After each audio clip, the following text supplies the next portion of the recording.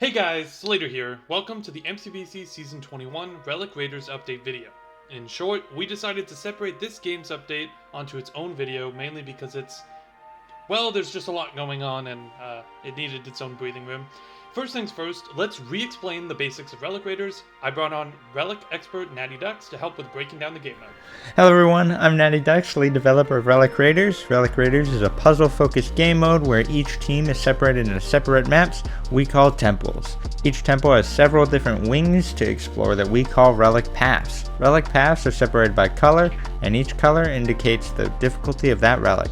Green being easy, blue being medium, and red being hard. We also added a yellow path, but more on that later. Each path has several rooms to complete. The harder the path, the harder the rooms, and the more rooms exist.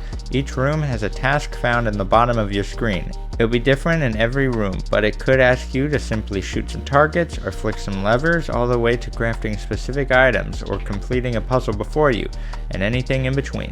Complete the room's task and it will give your team 30 additional seconds on your clock, and 15 points to your score. Reach the end of the path to capture a relic and gain a large point bonus based on your team's placement for that relic. If your timer hits 0 at any point in the game, your team will instantly fail your run and be kicked out of the arena, being docked points and placed in our pit of shame to be made fun of by the other teams. Now let's get into what we've changed since the last time Relic was played. Let's start off with our spawn room. You'll notice it looks a little different than before, and the helicopter has been replaced with a drill. Just like before, all players will need to enter the drill before the end of your run in order to leave the temple safely without a penalty. And this is extra important as the penalty is no longer a flat 90 points. Instead, your penalty will wipe 1/3 of your total team points for every player who fails to make it back to the drill in time. Meaning that if your whole team isn't back, you will lose every point you earned and get a score of 0. And the drill has an extra purpose. Teams will need to return to the drill to repair your heat level, to avoid it from overheating and causing your time to drain faster. Leaving this unmanaged for too long could cause your team's timer to drain as fast as double speed. To repair the drill, simply get any player back to your starting platform and stand in the particle ring for roughly 5 seconds to repair and reset your heat level back to 0. As for the paths themselves, don't expect too many crazy new puzzle rooms. We went tame on that end. However, in the blue and red paths you will come across brand new hazard rooms. Think of these rooms as open doors or hallway rooms. They are worth no points and are simply here to try and slow you down, mainly on your way back out. Be careful though, because some of these rooms will change after you beat the room after it. It's worth knowing, however, that all of these hazard rooms benefit from a buddy system. If one person gets through the hazard, they can let down a ladder or a waterfall for their teammates to climb up on, skipping the hazard with teamwork. And that's not the only hazard you'll go against. The main room will change over time too, cutting off routes and making it harder for you to get back to the drill.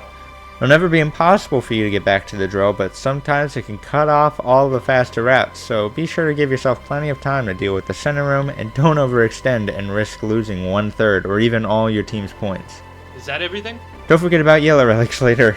The 4th relic is finally making its way into the game, and it works a little differently than the others. The relic path is located at the top of this temple in the center of the middle room, but to unlock this path, you'll first need to go and capture any of the other 3 relics. Once you've done so, 2 players will need to stand on the platform for it to start its descent into the yellow relic path.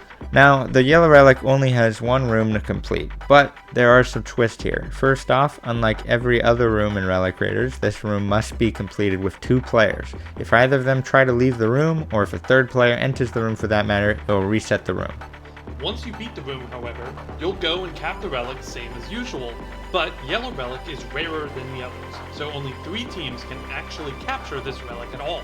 It's a huge risk to go for a relic that you might not get anything out of should other teams beat you to the punch, but since it's worth less than red but more than blue, it can be a risk worth taking.